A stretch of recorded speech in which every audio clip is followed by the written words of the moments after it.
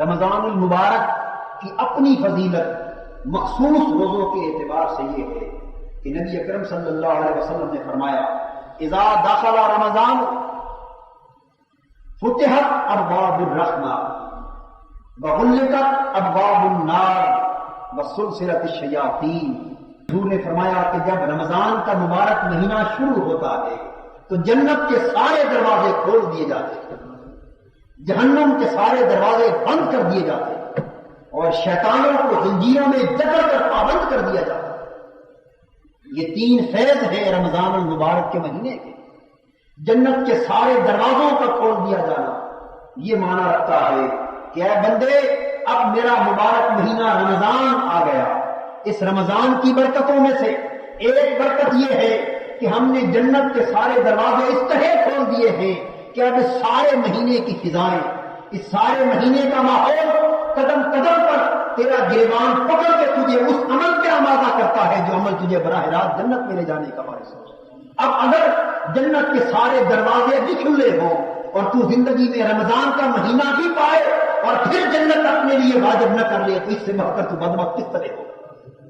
گویا جنت کے حصول کی اتنی راہیں کشادہ ہو جاتی ہیں کہ ان راہوں کا کوئی تصور سال کے 11 مہینوں میں نہیں کیا جا سکتا۔ وغلقت ابواب النار،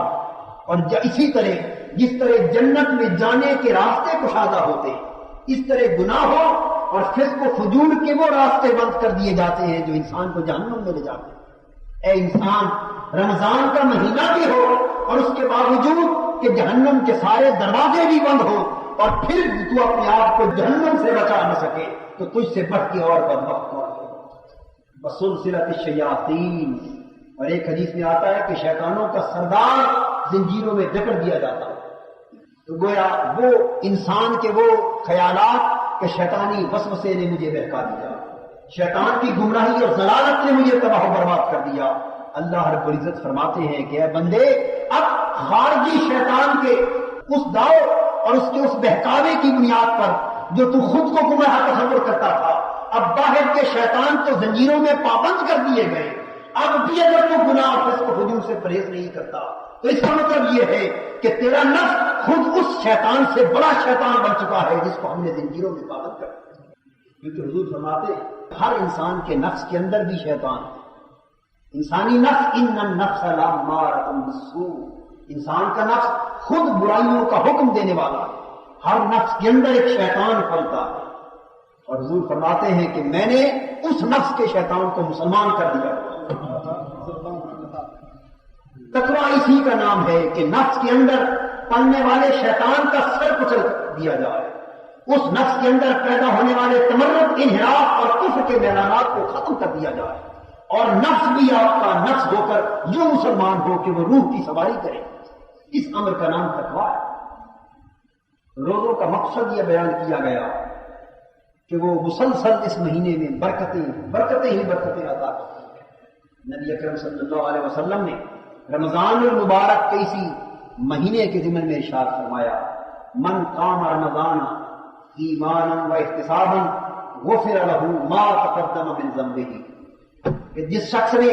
رمضان المبارک میں من صام رمضان المبارک کے پورے روزے رکھے ایمانا و احتسابا، ایمان کے تحت اور اپنے نفس کا محاسبہ کرتے ہوئے، محض ایمان کی بنا پر،